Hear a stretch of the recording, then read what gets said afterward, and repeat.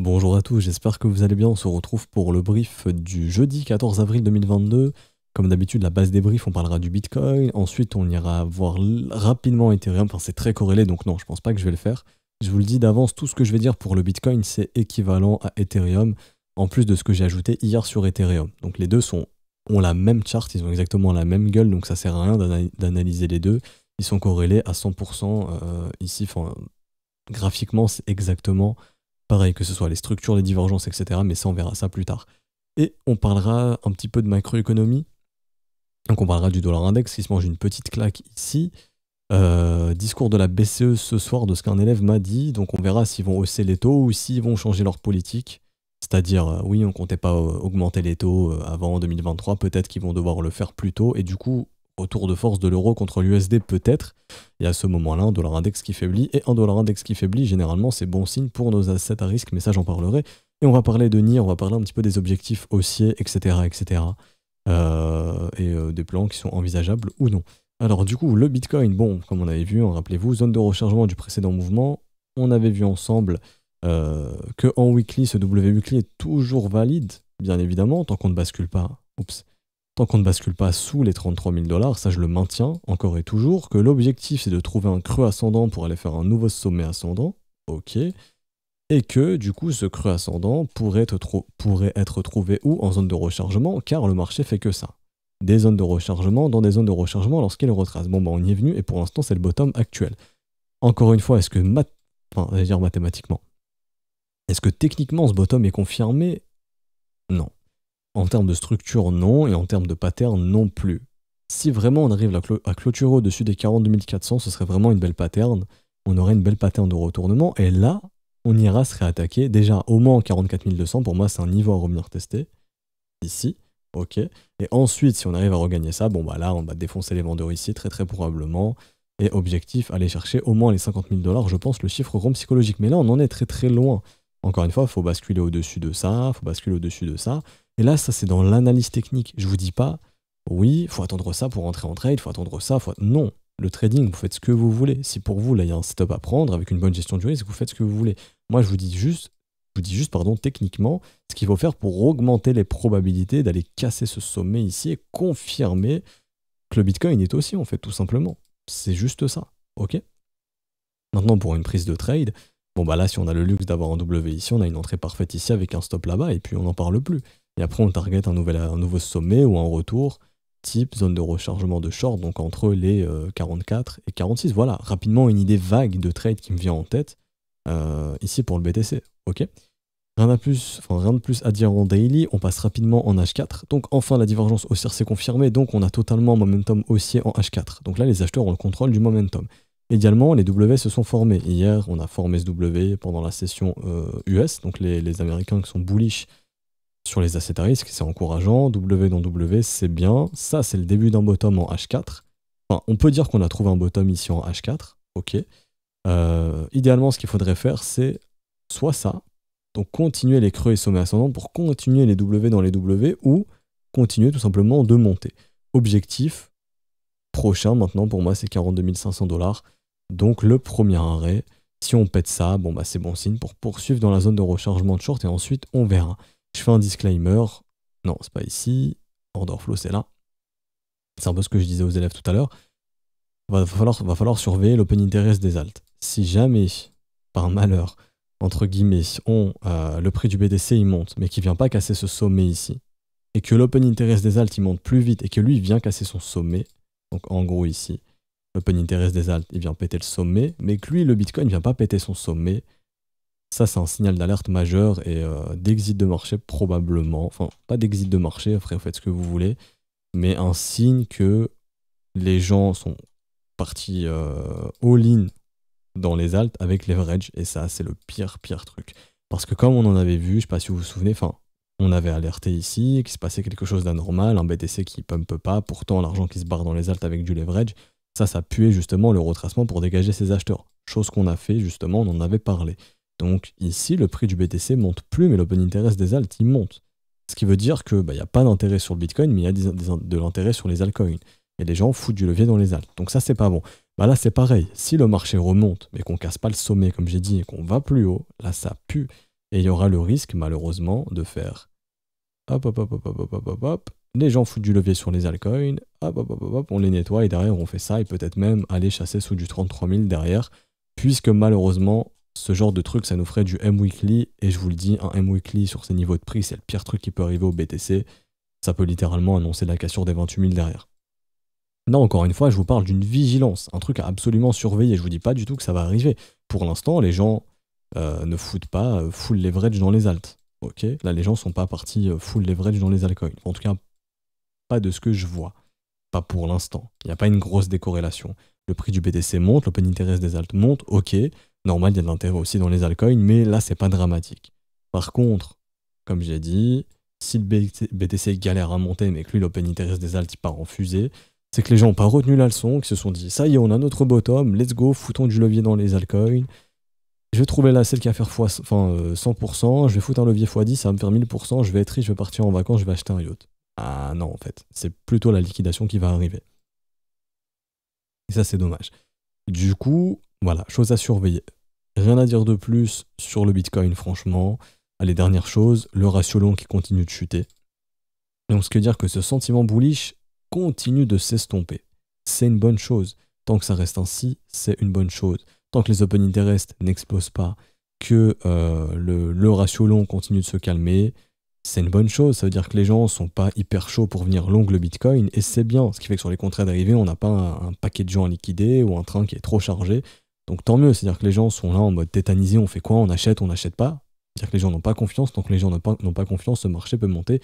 Et encore mieux s'il est shorté, et un ratio long qui diminue, ça peut indiquer justement qu'il y a de plus en plus de positions short qui s'ouvrent, donc on peut continuer de monter pour liquider ces shorters, sachant qu'on a des fundings futurs négatifs pour l'instant. On est redevenu légèrement positif sur Binance, donc allez, pourquoi pas ici un petit dip pour faire ça derrière pendant la session US.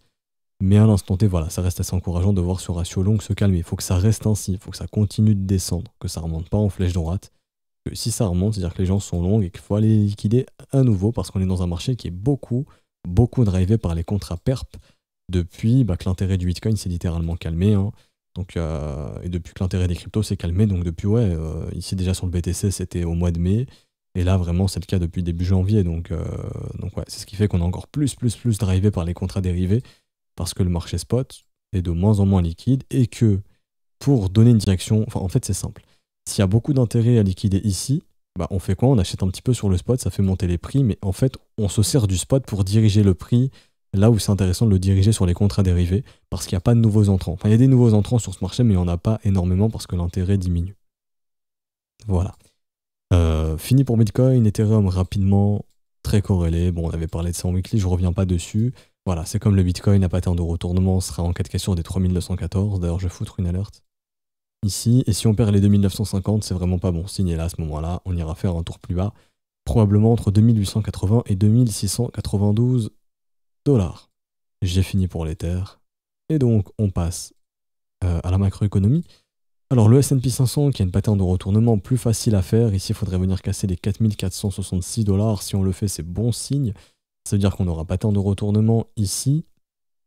Et du coup, si on a ça, ça pourrait justifier un creux ascendant ici. Et donc, la poursuite peut-être de cette tendance de creux et de sommet ascendant pour aller chercher un sommet ascendant et continuer d'être bullish et prochain objectif 4700 points. Maintenant, il faut se méfier puisqu'on est sur ici ce qu'on appelle un M et donc idéalement, il faudrait aller bouffer ce M ou instaurer un W pour inverser ce qui a été fait ici en M, tout simplement. Ok, mais en tout cas, si cette pattern de retournement se confirme, c'est une bonne chose. Et ce qui pourrait faciliter cette pattern de retournement qui se confirme, c'est du coup un dollar index qui chute. Et du coup, ce soir, une BCE qui ouvre sa bouche et qui fait comprendre que les taux, on va les augmenter plus vite. Parce qu'actuellement, les taux en Europe sont négatifs. Hein, ça, c'est extrêmement intéressant d'imprimer un paquet de pognon à taux d'intérêt négatif. Ce qui fait que l'inflation, elle ne se réduit pas. Justement, elle empire puisqu'on peut encore imprimer un paquet de fric. Et surtout, ça coûte de l'argent d'holder des euros. Donc, c'est pas intéressant pour des gens assez riches d'holder de l'euro. C'est plutôt intéressant d'holder du dollar. Et là, il faut savoir que dans la zone euro, vous allez payer des intérêts si vous commencez à holder des grosses sommes en banque. Et ça, c'est pas intéressant. Alors que aux US, les taux sont redevenus positifs, donc c'est bien. Okay, et eux sont déjà dans cette politique de on rehausse les taux. C'est pour ça que le dollar a été très fort contre l'euro depuis ces derniers mois. Parce que la Fed avait déjà dit, ok, on va hausser les taux, enfin on va refaire remonter les taux, etc. pour réduire l'inflation. Donc c'est pour ça que l'USD a commencé à se retourner contre l'euro. Pendant que nous, en zone euro, on est un peu con et on est à la merci des US. Et pour l'instant, on laisse nos taux négatifs. Donc si jamais la BCE dit ce soir, on va augmenter nos taux plus vite, il y a de grandes chances que l'euro USD puisse se reprendre, puisque l'euro USD que je vais montrer du coup ici, là, euro USD a fait une petite pattern de retournement daily, c'est bien sur une zone extrêmement importante, ok, et donc ça pourrait peut-être déclencher le début de quelque chose, d'un bottom plus sérieux à long terme, et donc du coup d'une remontée de l'euro contre l'USD.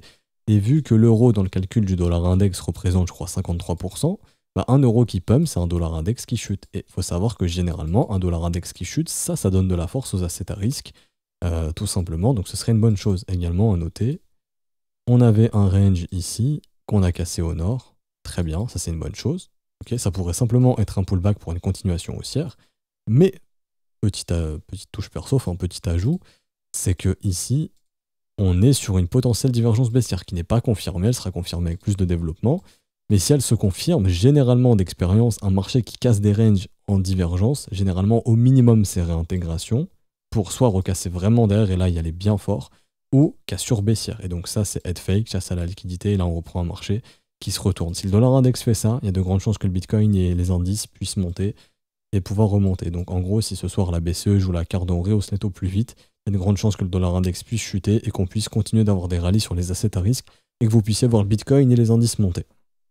Après, tout dépend pas de la BCE, encore une fois, ça c'est un raisonnement personnel, je peux totalement me tromper. Mais si vous regardez bien les corrélations, les corrélations entre le dollar index et le Bitcoin, quand le dollar est fort, le Bitcoin peine un petit peu. Parce que le Bitcoin, il est évalué contre quoi? Contre l'USD. Quand vous écrivez BTC USD, on est bien contre de l'USD, on est bien d'accord. Donc si l'USD est fort, le Bitcoin peut faiblir contre l'USD et donc BTC USD dump. Alors que si l'USD faiblit, le Bitcoin peut trouver de la force, justement, et les indices également, et les actions également. Là, on le voit, les indices remontent, le dollar index chute un petit peu. Et si la BCE ouvre un petit peu sa bouche et nous aide pour essayer de rehausser l'euro, le dollar index continuera de chuter. Et à ce moment-là, peut-être un peu plus d'argent qui rentrera dans les assets à risque. Pour finir, le NIR, alors, qui est littéralement haussier, ça, il n'y a pas de problème, ça c'est bien une tendance haussière.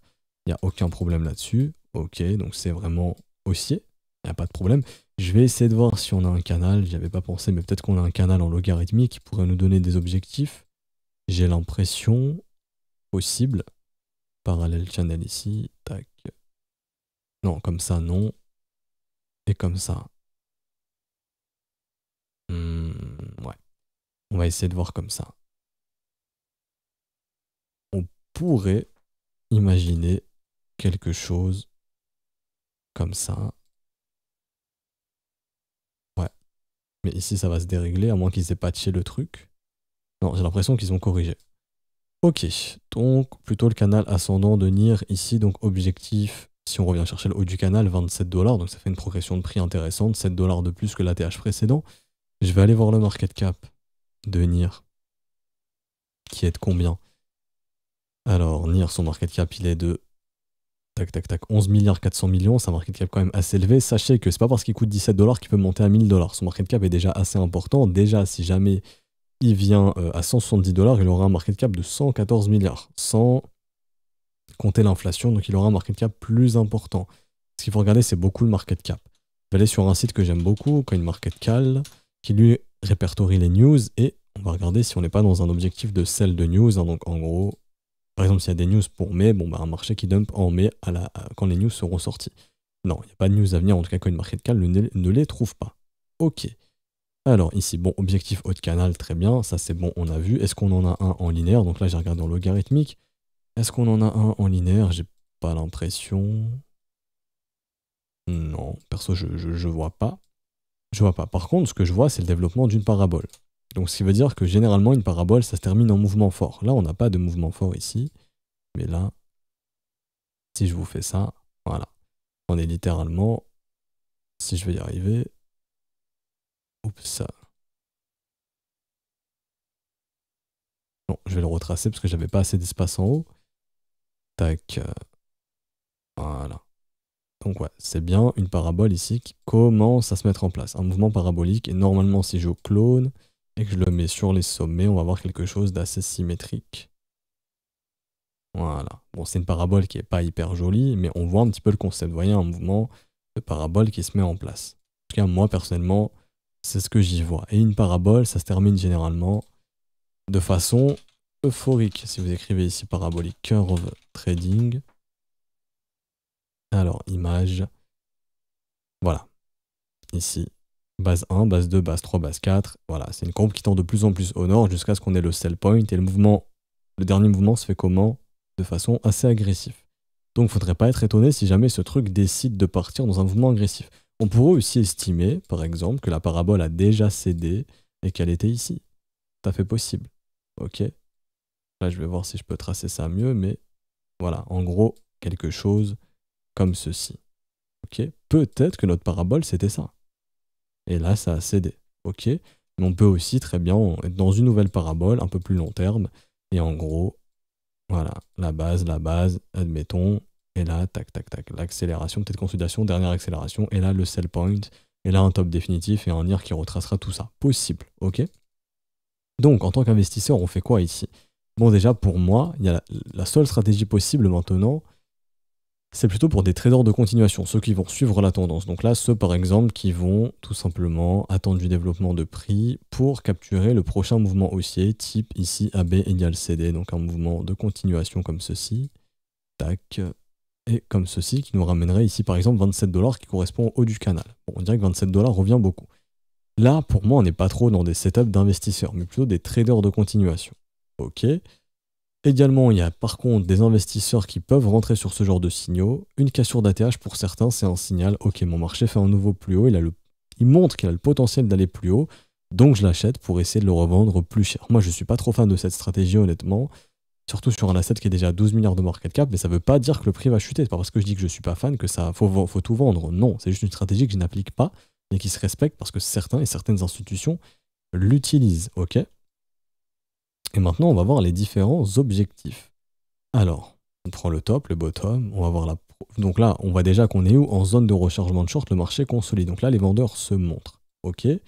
Si on casse la TH, pas de problème. Let's go, on y va. D'ailleurs, ici, on a une zone de combat. Donc en weekly, par exemple, le marché est bloqué entre ces deux bornes. Donc là, on va ranger. Si on casse au nord, tant mieux, continuation haussière. Si on casse au sud, attention, retracement. Et donc là, il y aura des probabilités de revenir dans la zone de rechargement entre 10 $ et 12,18 $. Ça pourrait faire une entrée assez intéressante si vous croyez au NIR et vous croyez en son potentiel haussier. Ok. Donc là, c'est la zone de combat. Très bien. On a vu le AB égale CD que je vous ai montré, qui nous ramènerait sur le haut du canal qu'on a vu précédemment dans les 27 $, ici. Et on a aussi l'objectif suivant, extension de 161,8 de 100%, juste ici, donc entre 28 et 33 $. Pour moi, actuellement, si NIR fait un nouvel ATH, c'est l'objectif qui m'intéresse. Ok, je suis pas dedans, je suis pas dans NIR ici, pas pour la continuation ni autre, ok, mais si j'étais dedans, ce serait l'objectif qui m'intéresserait pour distribuer et prendre mes profits tant que je ne vois pas de signe de retournement, exemple des M-top, etc., etc. Ok, donc là-bas. Également, je voulais ajouter un truc, oui, on va voir sur Trading Light si tu peux choper le NIR. Alors, Admore, Binance, je pense que oui, vu que c'est un gros market cap, normalement, ouais. NIR USDT, alors où est-ce qu'on a de la distribution, enfin où est-ce qu'on a envie de vendre? Alors, ici il y a une grosse offre au niveau des 19 $, 20 $, bon c'est des chiffres ronds. Oui, également, petite recommandation, vendez avant les chiffres ronds. Si vous avez un objectif par exemple à 25 $, essayez de vendre à 24,80. Parce que généralement on s'arrête avant les chiffres ronds, ici. Donc là on est dépassé légèrement, mais très très très souvent, enfin je vous l'ai montré dans de nombreux briefs, très généralement, on s'arrête avant les chiffres ronds. Par exemple, ici, voilà, on s'est arrêté juste avant les 18 $, on s'est arrêté à 17,29 $, enfin 92. On s'arrête avant les chiffres ronds psychologiques parce que justement, tout le monde attend de vendre à 25. Bon, bah, les autres vont essayer de distribuer avant, ok? Donc faites très attention à ça. Enfin, je vous avais montré ça sur crypto.com. Je vous l'avais même dit, enfin, j'ai pas envie de dire oui, je vous l'avais dit, on s'en fout. Mais c'est une recommandation que je vous fais souvent. Voilà, on s'est arrêté avant les 1 $. On avait vu ensemble. Ça pouvait être intéressant de vendre en gros dans la tranche de 0,90 à 0,99 histoire de prendre de court ceux qui attendaient tout pile les 1 $ et qui ne sont pas venus pour l'instant, peut-être qu'ils viendront plus tard. Là on revient ici, ok, et donc par exemple au lieu d'attendre 30 $, ça vaut le coup de prendre de court ceux qui attendent à 30 et de vendre à 28,5 ou à 29 par exemple, à 28,8, Ça peut être intéressant. Ok? Donc ça, c'est les objectifs mathématiques. Ensuite, j'ai d'autres objectifs que je peux utiliser. Ici, on va partir sur des extensions de fibres. Donc là, c'est pas de l'Elliott Wave que je fais. Je prends ce point, je prends ce point, je prends ce point. Donc là, je prends tout ce mouvement, je prends le mouvement baissier. Et donc là, voilà, c'est ce qu'on a vu. Target AB égale CD, environ 26... Enfin non, j'avais pris celle-ci, mais là, on en a une autre, 26$ environ. Donc sur les 27$, on a quand même beaucoup de niveaux qui reviennent. Enfin, beaucoup d'outils techniques qui viennent sur les 27-26$. Peut-être une zone de vente intéressante. Également, ensuite, 31$. Ici, zone de vente intéressante. Donc, il correspond à notre zone qu'on a identifiée ici. J'ai un autre niveau à 34. Donc là, on voit vraiment que 27, 31, 34, tout ce qui est voilà, vers les 30, c'est intéressant à vendre. Ensuite, vraiment un objectif assez intéressant, 38$, etc. Donc, si je suis dans le train, mettez-vous en tête que vous vendrez jamais le top. Un pro, il vend sur la montée. Il vend pas, il all-in pas ici et il se dit pas, moi je suis un génie, je vais tout vendre là-bas. C'est quasiment impossible. Il faut vendre sur la montée, c'est comme ça que ça marche. Comme du DCA, vous achetez pour descendre votre prix moyen d'achat, comme du DCA, vous vendez quand ça monte, comme ça votre prix moyen de vente, il monte et vos bénéfices augmentent. Et vous vous débarrassez d'une position qui prend de la valeur, parce qu'un marché, ça monte jamais à l'infini. Il y a toujours à un moment donné des phases de retracement, et si vous ne prenez pas vos profits, vous pouviez acheter ici, malheureusement on revient à votre prix d'achat, et vous êtes dégoûté, vous pouvez être tenté de vendre alors que vous auriez pu vendre en bénéfice. Là c'est exactement la même chose. Et pour ceux qui veulent investir long terme ici, sachez que c'est la pire zone. Je dis pas que ça va pas monter. Techniquement, il y a ce qu'il faut pour que ça monte. C'est juste que la zone de rechargement de short, c'est pas une zone d'investissement. On investit où, encore une fois, dans les zones de rechargement d'achat. La bonne zone d'investissement, ok, elle à chaque fois où, en zone de rechargement. Donc, par exemple, ici, où est ma zone de rechargement? Elle est là, entre 78,6 et 61,8. Le marché s'arrête tout pile dedans. Parce que les pros rachètent ces zones de rechargement. D'achat, pas de short. Ok? Donc là, on voit que le bottom se pose, on repart. Ok, là je prends ici, peut-être qu'on n'y est pas venu, peut-être que oui. Si on y est venu, précédent mouvement, je trace à 61,8, zone de rechargement, petite mèche, on repart direct. Les pros ont racheté où? Dans la zone de rechargement. Donc actuellement, si vous voulez racheter du NIR, allez où la prochaine zone de rechargement? Ça veut pas dire qu'on y vient, justement, qu'on va y aller, mais si on y va, vous avez vraiment une bonne entrée. Là, tant que les 0,382 tiennent, il y a de grandes chances, et c'est l'objectif du marché de garder ce mouvement haussier, d'aller chercher des nouveaux sommets. Par contre, si on perd ici, comme on a vu, en gros, si on s'installe sous les 14,50$, à ce moment-là, la prochaine zone intéressante, elle est plutôt ici. Donc entre du 10$ et du 12$. Donc ça ferait une perte de 7$ environ, entre 7 et 5$. Donc ça pourrait faire un investissement intéressant. Si le marché reste haussier, après on fera quelque chose comme ceci. Et la NIR est très fort. Et du coup, pour finir, NIR BTC, là, je ne vais pas analyser la charte, c'est juste pour vous montrer. Mais du coup, NIR BTC qui est très fort, donc NIR surperforme le Bitcoin. Et par exemple, un ATH de NIR contre BTC, après, c'est free run pour lui, donc ça pourrait justement accélérer NIR contre l'USDT, tout simplement. Un peu mon raisonnement ici. Bon, pour moi, l'USDT domine, mais de voir un asset qui fait un nouvel ATH contre Bitcoin, c'est assez sympa et ça témoigne justement de sa force contre celui-ci. Et si on a un Bitcoin qui monte et un NIR BTC qui monte, ça fait un combo gagnant, ça multiplie en gros la prise de valeur contre l'USDT, ou l'USD, ou l'euro, peu importe. Je sais pas s'il peut se trader en euros celui-là, je pense que oui. Ouais, voilà, depuis peu. Alors du coup on s'arrête ici pour aujourd'hui, j'espère que ça vous aura plu. Si c'est le cas, n'hésitez pas à laisser un petit pouce bleu, vous abonner si ce n'est pas déjà fait, à nous rejoindre sur Discord, je mets le lien en description en commentaire, c'est totalement gratuit, n'hésitez pas à nous rejoindre.